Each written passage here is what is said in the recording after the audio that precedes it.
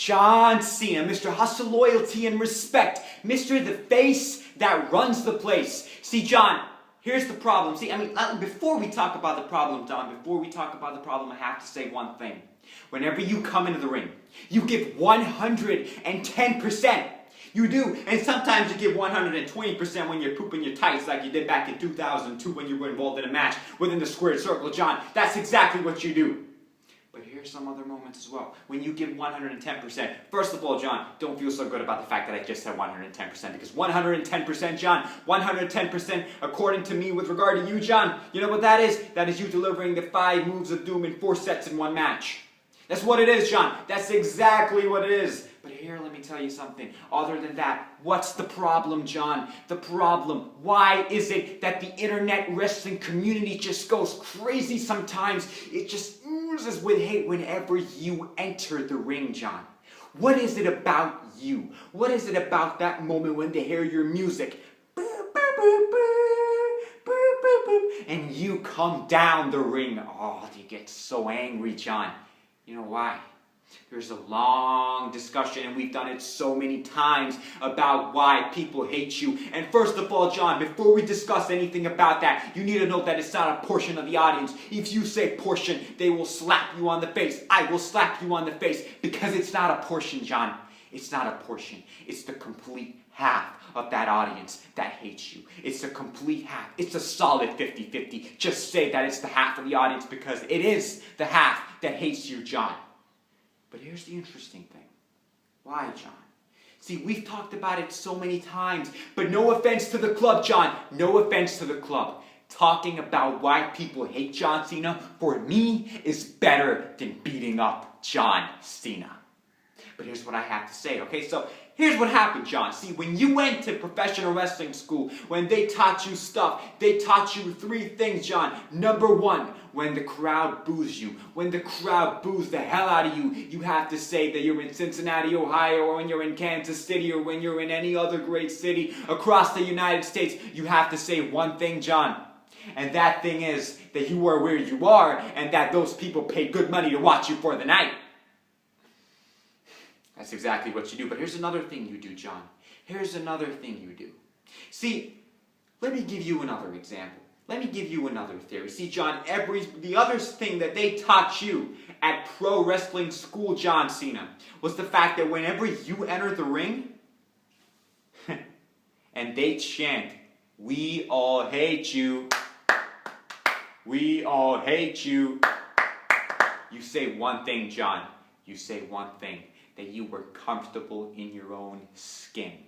That's all you have to say. You have nothing else to lay down, John. Unfortunately. But here's one more thing. Here's one more thing. Whenever someone is shredding you and telling you that you don't deserve what you have only one thing left to say. I gave my freaking life for this business, and that's the only, I gave my freaking life for this business, and that's the only thing, John. Oh, you didn't get it? Let me try to get it. I gave my freaking life for this business. You're damn right I got that from the prototype, and the prototype was you, so shut up and don't complain about it, John. Don't complain about it. But here's what I have to say.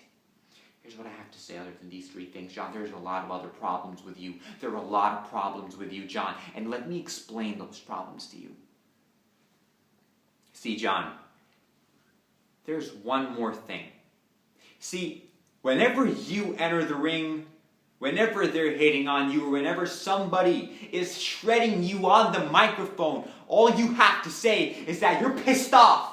And you're going to hurt that other person. Let me give you an example. At WrestleMania back in 2015, Stephanie McMahon shredded you on the microphone when she said 2 things, John. One of those things was that maybe John Cena should sit this WrestleMania out. And you know what the crowd chanted when she said that, John?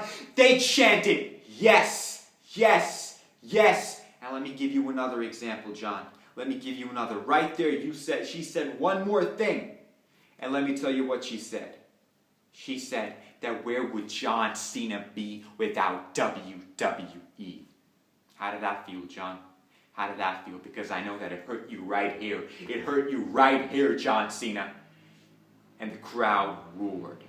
But that's what happened after that, what was important. Because see, when you got shredded on the microphone and you know you couldn't beat up a lady in a politically correct atmosphere like 2015 PG WWE, but then somebody came out and that was Curtis Axel, and you took the opportunity to beat the living hell out of him.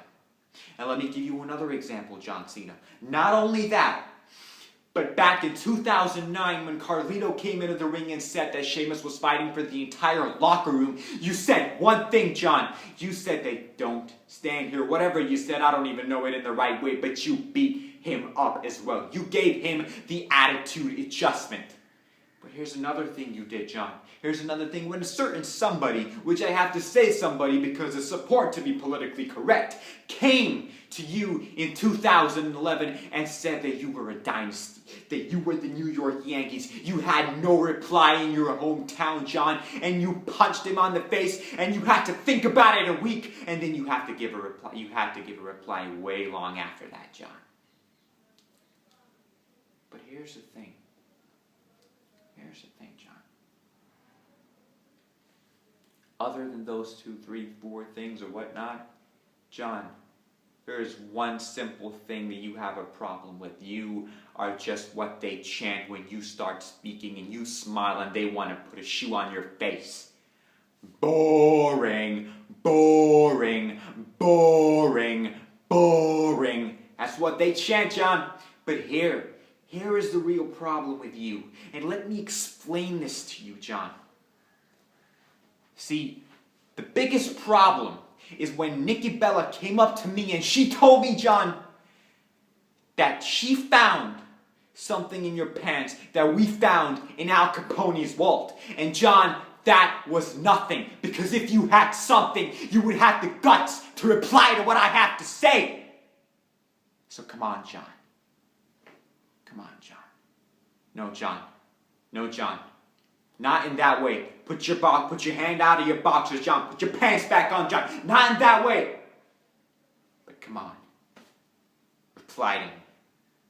Tell me what you have to say. Because John Cena, I can say only one thing right now.